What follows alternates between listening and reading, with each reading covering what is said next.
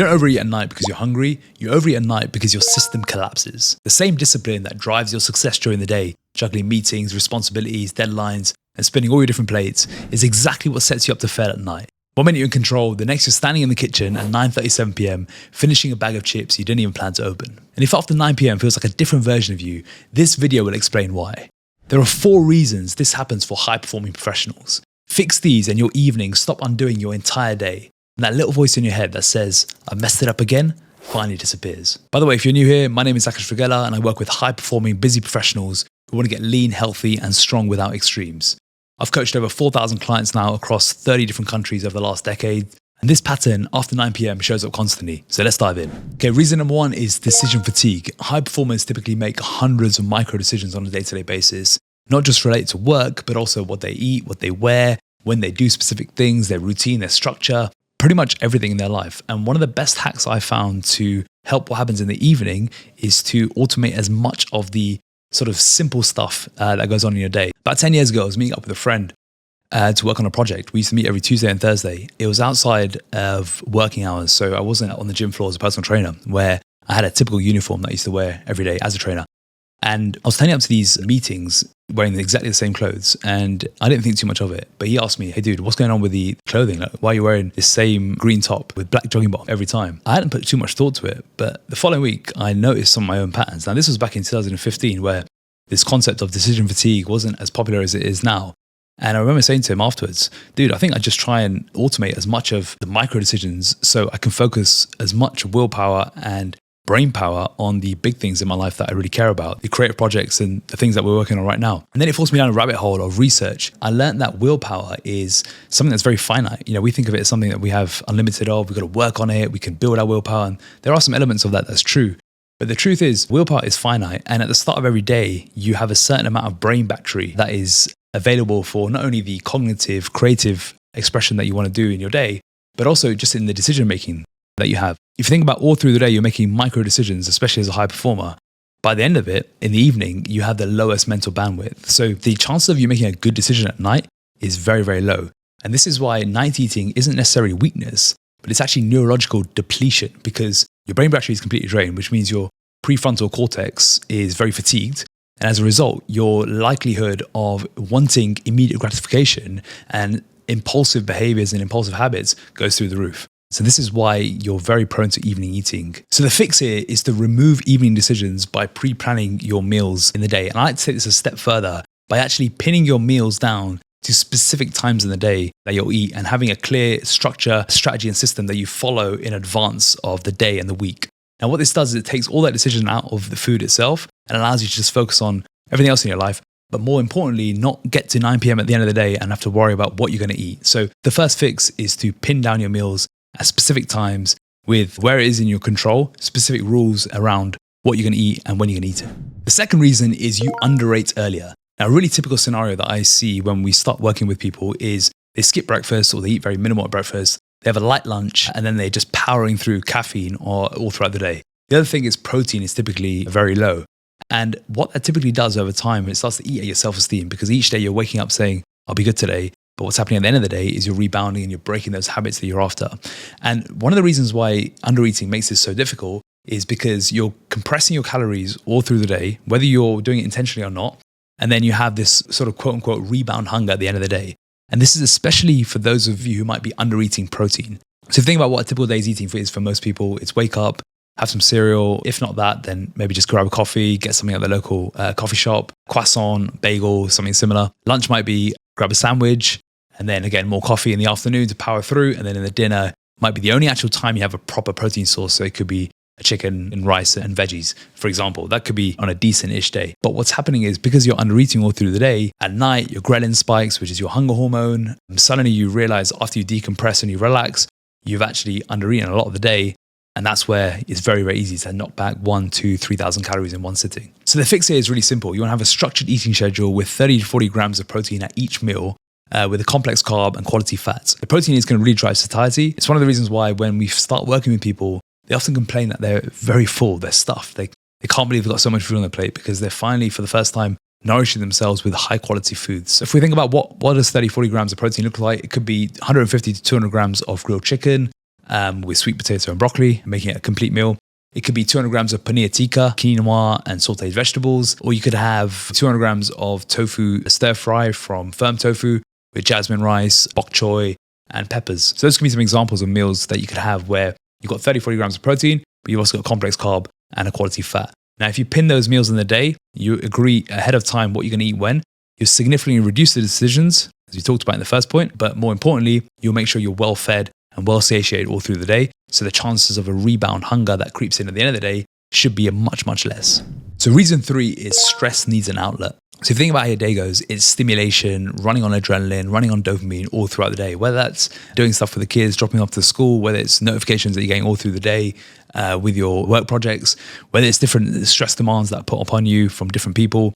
The point is, all through the day, you're running on adrenaline, dopamine, and when you finally stop and the nighttime gives you a bit of silence, kids go to sleep, notifications calm down, everything just sort of quietens down, you're left with a bit of stillness. So what ends up happening is your dopamine drops through the floor, you create a bit of a deficit, you got a bit of withdrawal. So you start self-medicating with stimulation or seeking the bad habits that you spend all day trying to suppress and destroy. And food can be a really powerful way for people to fill that void, because it feels like a reward, it feels like a switch off, and it gives you that whole feeling that you're craving in those quiet moments at night when everything has calmed down and you're left with yourself, really. In this context, night eating, especially for high performers, is often stress relief, not hunger. And the crutches here that you might be seeking, so whether that's binge eating, snacking, doom scrolling, pornography, gambling, whatever it may be, it's there to help you avoid the emptiness as opposed to doing it for enjoyment. It's that instant reward, instant dopamine kick that you get from it that allows you to feel something again. And that's what's happening in these quiet moments where up till now you had all the best intentions to be good. And then because of this emptiness and this feeling of, I want to feel something, I want to feel excitement again, and that's when it all goes down the pan. So the fix here is to build a decompression ritual that isn't based around food or any of the bad habits that you're trying to avoid. For myself, what's worked really well for me after a long day at work with the kids, etc., is a rule of 1 episode of Netflix of a show that I might be watching. And then I'll combine that at the same time with some stretching, some prehab work, rehab work, etc. that I might be working on right now to fix any issues or niggles that I've got in my body. That's working really well for me. The key thing to remember here is you're going to need to do a bit of trial and error to find the thing that works for you. Lots of people have different ways to decompress. Brushing teeth can be a really good way where it's not necessarily a decompression ritual, but it does mark a signal in your body to say no more food. There's not many people I know that would brush their teeth, come back down and still go to that pantry to raid a bag of chips. 10-minute walks can be great, or just evening walks, getting some steps in the evening can be a nice relaxing way to decompress. Journaling, breath work, planning your next day, meditation, hanging out with your partner if that's applicable. Many different ways to decompress that doesn't revolve around food, that might feel a bit slower, might feel a bit quote unquote boring because you've had such a high adrenaline, high dopamine driven day. But ultimately it's going to stop you from doing those bad habits. Now this will feel hard at first. You will feel like, journaling, breathwork, I need a fix to get me excited. But over time, you'll find your nervous system starts to recalibrate. Your nervous system starts to learn how to feel without forcing big dopamine hits. Okay, so reason number 4 is no evening structure or rules. Now, high performers typically have a morning routine, work routine, but zero evening shutdown ritual. So evenings are left to chance and there's no hard stop in place, especially when it comes to your sleep, whereby there's no pre-agreed sleep window. And all the bad habits that tend to take place after 9 p.m. eat into not only your quantity of sleep, but the quality of your sleep. If you're going to sleep wired off dopamine from Instagram or YouTube Shorts, hopefully you're not watching this right now before bed, it's going to impact the quality of your sleep. And as a result, the next day, your brain battery, if we use that analogy from the first reason here, isn't going to be full, isn't going to be optimized. And as a result, your decision-making ability is going to impact the next day. Now you see how this turns into a crazy vicious cycle and things get really hard to break out of. So what we're talking about here is creating a hard stop in your day and pre-agreeing a sleep window. Now that hard stop is in twofold. One is to get to bed. The second is to close the kitchen with a hard stop. So if you've got that pre-planned dinner in place, it's pre-planned, there's no decision around it, and you know exactly what you're going to have at dinner, you've got to make the rule that that's it. Now, if you finish dinner and you still want something sweet, then again, it's got to be pre-planned. So one really good example is to have 150 grams to 200 grams of Greek yogurt or cottage cheese. It's high protein and it kills the cravings. If you've got a bit of a sweet tooth, one thing I've done for years is, because I've had enough protein at dinner, is I'll have a blend of silken tofu with dark chocolate. I'll blend it into a NutriBullet and it creates this really amazing, delicious mousse. It satisfies my sweet cravings and it becomes the one dessert I have every evening that marks the end of the day. Once you've got the hard stop in place for the kitchen, the next thing is to pre-plan the sleep window. Most people set an alarm for the morning. What you want to do here is set an alarm for the evening and make sure that you're going to bed at the same 1 hour window every night. You'll be surprised how much better you feel, perform, and ultimately look as a result of sleeping the same 1 hour window each day. It creates routine, creates consistency, and it will help the quality and quantity of your sleep, which as a result will help you break out of this post 9 p.m. cycle. For me personally, I have an alarm that goes off at 10:45 p.m. It shuts off all the apps on my phone. I can't use them anymore. It's a signal for me to get myself to bed. And that allows me to get 7 or 8 hours of sleep ready for when the kids get up between 6 and 7 in the morning. So did you notice how none of what we spoke about today is about increasing your willpower or becoming someone who has more willpower? It's all about structure, and it's all about having a system in place that runs your health, so you're not relying on this willpower on a day-to-day basis. Now, what I've seen with people that implement the fixes in this video is they typically drop evening snacking by about 60 to 80%. Okay, so just to recap on the fixes, you want 3 set meals in the day, all pre-planned. That will eliminate all decision fatigue.